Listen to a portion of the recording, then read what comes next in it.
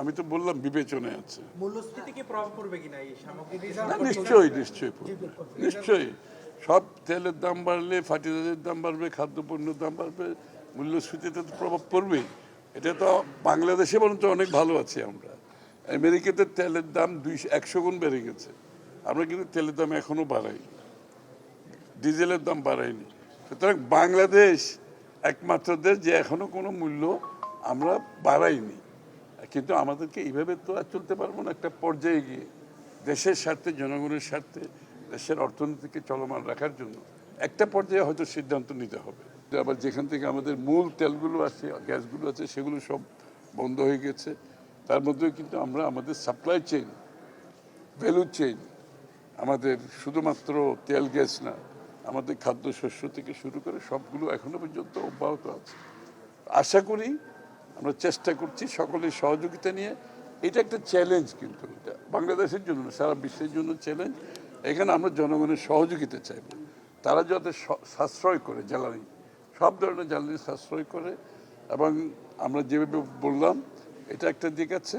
আর একটা হচ্ছে পুঁজিবাজারের সমস্যা, সহজে শুনতে পাবেন, বড় ধরনের পরিবর্তন আসবে পুঁজিবাজারে ইনশাআল্লাহ।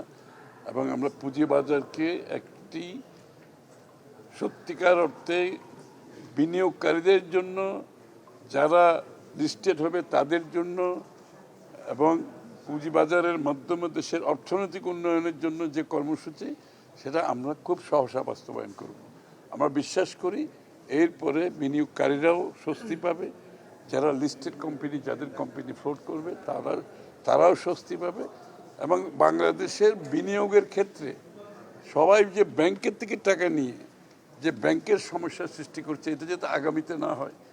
বড় বড় বিনিয়োগগুলো যাতে পুঁজিবাজার থেকে আসে, যেটা বাংলাদেশে এতদিন ছিল না, যার কারণে ব্যাংকগুলো চাপে পড়েছে। অনেকগুলো ব্যাংক অবস্থা নেহায়েত খারাপ অবস্থা। সুতরাং পুঁজিবাজারকে আমরা এর সঠিক জায়গায় নিয়ে গিয়ে আমরা একদিকে বিনিয়োগের জন্য সুযোগ সুবিধা সৃষ্টি করব, পুঁজিবাজারে যারা বিনিয়োগ করবে তাদের জন্য সুযোগ সুবিধা সৃষ্টি হবে ইনশাআল্লাহ। এবং বাংলাদেশের অর্থনীতিতে এটা একটা পজিটিভ ভূমিকা রাখবে। না, বাজেট তো এখনো আসেনি। বাজেট আসার আগে তুমি বাজেট জানতে চাইলে কেন? বাংলাদেশের যে রপ্তানি আয়ের যে উৎসগুলো, বিশেষ করে গার্মেন্টস, কৃষি পণ্য, হোম টেক্সটাইল, এগুলো গত এক বছর হচ্ছে মানে অনেকাংশ, প্রায় 18% আয় কমে গেছে। বৈদেশিক যে চাপ, এটা তো আমি বললাম, যেখানে সার্বিকভাবে বিশ্বব্যাপী একটা সংকট চলছে একেবারে। এটা এই যে সাপ্লাই চেইনের উপর তো বড় একটা চাপ আসছে, দাম বেড়ে গেছে সব কিছু।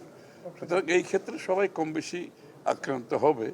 তবে আমার ধারণা, আমাদের রেমিটেন্সও বাড়ছে ইনশাআল্লাহ। আমাদের গার্মেন্টস ক্রমান্বয়ে আবার ঘুরে দাঁড়াবে। গার্মেন্টস তো এক্সপোর্ট তো হচ্ছে, এগুলো আস্তে আস্তে বাড়তে থাকবে। একটা সাময়িকভাবে যেটা আঘাত আসছে, এটা তো সবাই আক্রান্ত হয়েছে, এটা তো বাংলাদেশ না। সুতরাং আমরা আশা করি আমাদের গার্মেন্টস শিল্পের যারা উদ্যোক্তা, তাদের মধ্যে রেজিলিয়েন্স আছে, তারা ঘুরে দাঁড়াতে পারবে, কোনো অসুবিধা হবে না।